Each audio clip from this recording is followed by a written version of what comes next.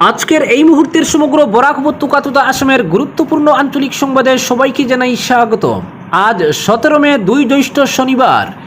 আজকের সন্ধ্যার বিশেষ বিশেষ খবর হলো শিলচরে তৃণমূলের তিরঙ্গা যাত্রা, আনিপুর জামুয়াং সড়কের দুর্লভপ্রায় বাঁশের সেতু দিয়ে চলাচল সাময়িকভাবে বন্ধ, শ্রীভূমিতে বিশ্ব উচ্চ রক্তচাপ দিবস পালিত, মাসব্যাপী কার্যসূচির সূচনা, কৃতি ছাত্রছাত্রীদের সংবর্ধনা শ্রীভূমি জেলা আমসুর অধীনস্থ বুড়ামারা লস্করবাজার আঞ্চলিক আমসুর। লক্ষ্মীপুরে জিপি সভাপতির দৌড়ে নেই কেউ, মন্ত্রীর স্নেহধন্য প্রার্থী বসবেন কুর্সিতে। মিলছে না পারিশ্রমিক, কাজ বন্ধ করে ধর্নায় পালর বন্ধের চা শ্রমিকরা। দলই নির্বাচন করবে পঞ্চায়েত সভাপতি, বললেন মৃদুল মজুমদার। বড়খোলা ব্লক বিজেপি দখল করবে বললেন হেমাঙ্গ শেখর দাস। বড়খোলা মণ্ডলে নবনির্বাচিত গ্রাম পঞ্চায়েত প্রতিনিধিদের সংবর্ধনা। এবং সর্বশেষ খবরটি হল শিলং বিমানবন্দরের জমি অধিগ্রহণের জন্য সময়সীমা বেঁধে দিল মেঘালয় হাইকোর্ট। এবারে শুনুন বিস্তারিত খবর। প্রতিদিনের সকাল সন্ধ্যার গুরুত্বপূর্ণ সংবাদ সবার আগে পেতে অবশ্যই চ্যানেলটি সাবস্ক্রাইব করে ভিডিওটি শেয়ার করুন। অপারেশন সিন্দুরের সফলতায় শিলচরের সাংসদ সুস্মিতা দেবের নেতৃত্বে বের হল তৃণমূল কংগ্রেসের তিরঙ্গা যাত্রা। আজ তিরঙ্গা যাত্রাটি তৃণমূল কংগ্রেস কার্যালয় থেকে বের হয়ে শহরের বিভিন্ন পথ পরিক্রমা করে ফের কার্যালয়ের সামনে এসে সমাপ্ত হয়। এতে অংশ নেন দলীয় কর্মকর্তারা। পরবর্তী খবর, আনিপুর জামুয়াং সড়কের দুর্লভপ্রায় বাঁশের সেতু দিয়ে চলাচল সাময়িকভাবে বন্ধ। আনিপুর জামুয়াং সড়কের 7100 মিটার অংশে দুর্লভপ্রায় 2 ও 3 চাকার যান এবং জনগণের পায়ে হেঁটে চলাচলের জন্য বাঁশের নির্মিত সাবওয়ে বাগ ব্রিজ নম্বর 81 সিংলা নদীর আকস্মিক প্রবল জল প্রবাহের ফলে ক্ষতিগ্রস্ত হওয়ায় ওই সেতুর উপর দিয়ে সব ধরনের যানবাহন ও জনগণের চলাচল পুনরাদেশ না দেওয়া পর্যন্ত সাময়িকভাবে বন্ধ রাখা হয়েছে। এতে পূর্ত বিভাগের পাতারকান্দি ও রামকৃষ্ণনগর টেরিটোরিয়াল রোড ডিভিশনের নির্বাহী বাস্তুকার এক বিজ্ঞপ্তিতে ওই সেতু বন্ধ থাকাকালীন সময়ে বিকল্প সড়ক হিসাবে আনিপুর তিনমুখ বিদ্যানগর মুকামচূড়া দুর্লভচূড়া সড়ক দিয়ে চলাচল করতে আহ্বান জানিয়েছেন। পরবর্তী খবর, আজ শ্রীভূমিতে বিশ্ব উচ্চ রক্তচাপ দিবস পালনের মাধ্যমে মাসব্যাপী এক সচেতনতামূলক অভিযানের সূচনা করা হয়েছে, যার লক্ষ্য হল উচ্চ রক্তচাপ প্রতিরোধ ও নিয়ন্ত্রণে জনসচেতনতা বৃদ্ধি। দিনটির সূচনা হয় একটি কর্মশালার মাধ্যমে, যেখানে শ্রীভূমি শহর এলাকার আশা এবং এএনএম কর্মীদের অন্তর্ভুক্ত করা হয়। এই কর্মশালায় উচ্চ রক্তচাপের প্রাথমিক শনাক্তকরণ, জীবনধারা ভিত্তিক প্রতিকার এবং কমিউনিটি পর্যায়ে ভূমিকা নিয়ে আলোচনা হয়। অনুষ্ঠানে উপস্থিত ছিলেন যুগ্ম স্বাস্থ্য সঞ্চালক ডক্টর সুমনা নাইডিং, এল প্রকাশ সিংহ, জেলা কর্মসূচি সমন্বয়কারী তাজিমউদ্দিন তালুকদার, ফাইন্যান্স ও লজিস্টিক কনসালটেন্ট এবং Joydeep Nandi, data entry operator. Ayushman আরোগ্য মন্দির সমূহে এদিন বিনামূল্যে স্বাস্থ্য পরীক্ষা, রক্তচাপ পরিমাপ ও পরামর্শ প্রদান করা হয়। মাস জুড়ে গ্রামীণ ও শহরাঞ্চলে সচেতনতামূলক প্রচার অভিযান চালানো হবে, যেখানে খাদ্যাভ্যাস, নিয়মিত ব্যায়াম, তামাক ও অ্যালকোহল পরিহার এবং নিয়মিত স্বাস্থ্য পরীক্ষা সম্পর্কে সাধারণ মানুষকে সচেতন করা হবে।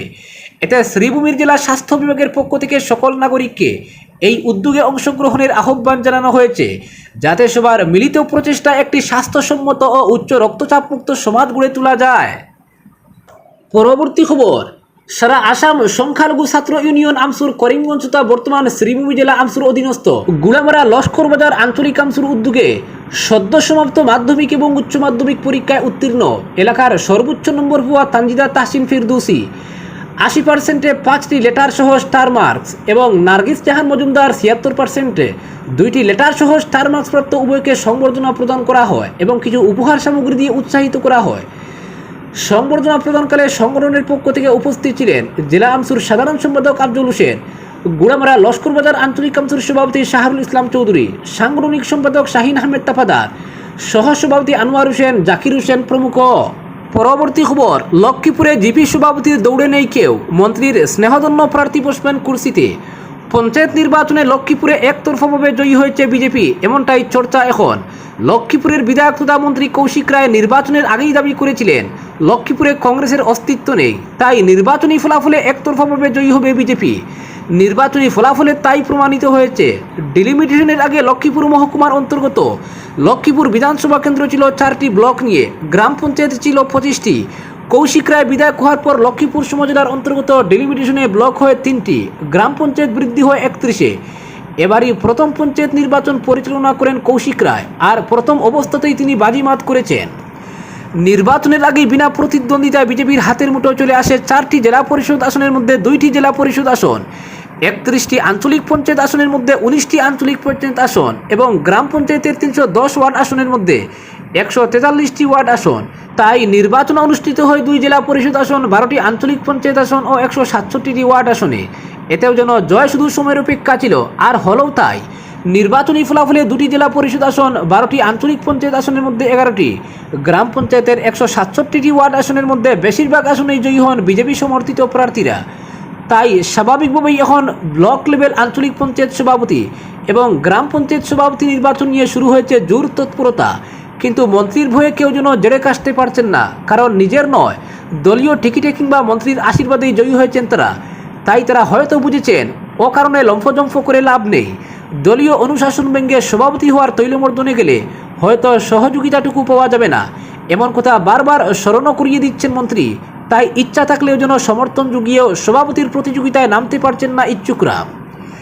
এমন অবস্থায় তাদের মধ্যেই কানাঘুষো চলছে, জনপ্রিয়তা দেখিয়ে লাভ নেই, মন্ত্রীর গুড বুকে যারা থাকবেন তারাই হবেন সভাপতি। এর মধ্যে রয়েছে আঞ্চলিক পঞ্চায়েত সভাপতির আসনও। সমজেলার অন্তর্গত 3টি ব্লক নিয়ে রয়েছেন 31 জন আঞ্চলিক পঞ্চায়েত সদস্য। 3টি ব্লক হচ্ছে লক্ষ্মীপুর, বিন্নাকান্দি ও রাজাবাজার। লক্ষ্মীপুর ব্লকের অন্তর্গত 11, বিন্নাকান্দি ব্লক ও রাজাবাজার ব্লকের অন্তর্গত রয়েছেন 10 জন করে আঞ্চলিক পঞ্চায়েত সদস্য। তার মধ্যে 30 জনই রয়েছেন বিজেপির, আর 3টি আসনই রয়েছে ওপেন, অর্থাৎ নির্বাচিত যে কেউ হতে পারেন সভাপতি। কিন্তু এই 3 জন কারা, কারো কাছে নেই এর উত্তর। অনুমান করা হচ্ছে মন্ত্রীর পরিকল্পনা অনুযায়ী 3 ব্লকে 3 সম্প্রদায় থেকে সভাপতি নির্বাচিত করা হতে পারে। তার মধ্যে থাকতে পারেন লক্ষ্মীপুরে বীরমণি সিংহ, নিহার রঞ্জন রায়, বিন্নাকান্দিতে লাচিত কর্মী অরিজিৎ দাস ও রাজাবাজারে পাপড়ি দত্ত। পাপড়ি এবার নিয়ে 2বার আঞ্চলিক পঞ্চায়েত সদস্য হয়েছেন, আগে নির্বাচন লড়ে নির্বাচিত হয়েছিলেন আর এবার বিনা প্রতিদ্বন্দ্বিতায় জয়ী হয়েছেন। অন্যদিকে প্রথমবারের মতো নির্বাচনী ময়দানে নেমেছিলেন বীরমণি ও নিহার রঞ্জন। এর মধ্যে বিনা প্রতিদ্বন্দ্বিতায় জয়ী হন বীরমণি ও নির্বাচনে লড়ে জয়ী হন নিহার রঞ্জন। একইভাবে প্রথমবারের মতো নির্বাচনে নেমেছিলেন লাচিত ও অরিজিৎ।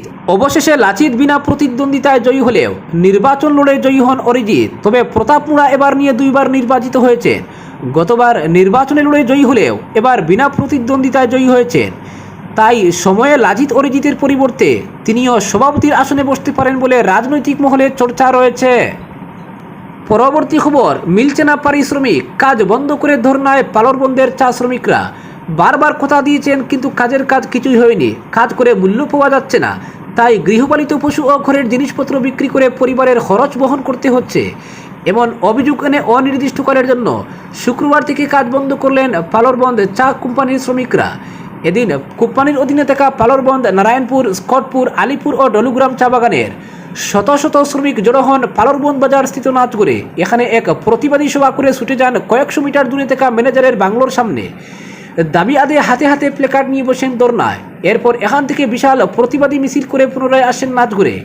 মিছিলের আগাগোড়াই ছিল বরাকবেলি চা শ্রমিক ইউনিয়ন জিন্দাবাদ, শ্রমিক ঐক্য জিন্দাবাদ, মালিক ম্যানেজার হুঁশিয়ার, সময় মতো রেশন তলব প্রদান করতে হবে, নইলে ছাড়তে হবে বাগান, আন্দোলন অব্যাহত থাকবে ইত্যাদি।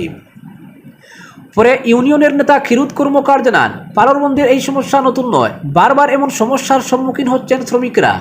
এ নিয়ে বারবার আন্দোলন, সরকারি আমলার মধ্যস্থতায় প্রাক্তন বিধায়ক তথা শ্রমিক নেতা রাজদীপ গোয়ালার নেতৃত্বে বসা হয় ম্যানেজমেন্টের সঙ্গে।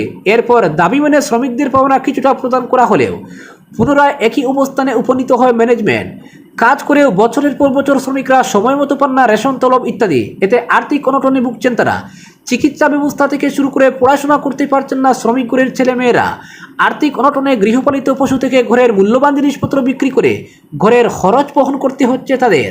অন্যদিকে শ্রমিকরা জানান, ম্যানেজমেন্টের অমানবিক কাণ্ডে শুধু তারাই আর্থিক অনটনে ভুগছেন। প্রতিদিন সকালে ট্রাক ভরে অন্য বাগানে কাজে যাচ্ছেন শ্রমিকরা, পাচ্ছেন সব সুবিধাও।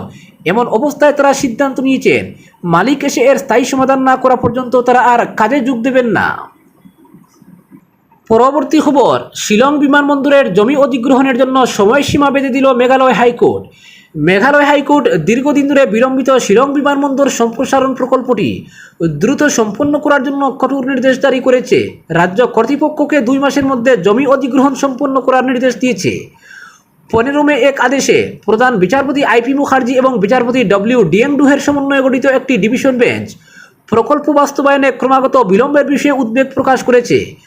আদালতের নির্দেশ হল, সমস্ত আনুষ্ঠানিকতা পালনের পর রাজ্য কর্তৃক জমিটি 2 মাসের মধ্যে বিমানবন্দর কর্তৃপক্ষের কাছে হস্তান্তর করা উচিত। অতিরিক্ত অ্যাডভোকেট জেনারেল ব্যাখ্যা করেছেন যে জমি অধিগ্রহণের প্রক্রিয়া শুরু হয়েছে এবং শীঘ্রই মন্ত্রিসভার অনুমোদন পাওয়ার সম্ভাবনা রয়েছে। তবে আদালত অগ্রগতির গতিতে সন্তুষ্ট ছিল না। একটি সিদ্ধান্তমূলক পদক্ষেপ হিসেবে বেঞ্চ সতর্ক করে দিয়েছে যে যদি রাজ্য সময়সীমা পূরণ করতে ব্যর্থ হয় তাহলে জমি ক্রয় পরিচালনার জন্য একজন বিশেষ কর্মকর্তা বা কমিশনার নিয়োগ করা হবে। এই নির্দেশ মেনে চলার ক্ষেত্রে যদি কোনো বাধা বা অসুবিধা দেখা দেয় তাহলে রাজ্য 2 মাসের মধ্যে আবেদনের মাধ্যমে এই আদালতের নজরে আনবে, আদেশে বলা হয়েছে। আদালত বিমান চলাচলের পথে বাধা সম্পর্কে বেসামরিক বিমান চলাচলের মহাপরিচালকের উত্থাপিত প্রযুক্তিগত উদ্বেগেরও সমাধান করেছে।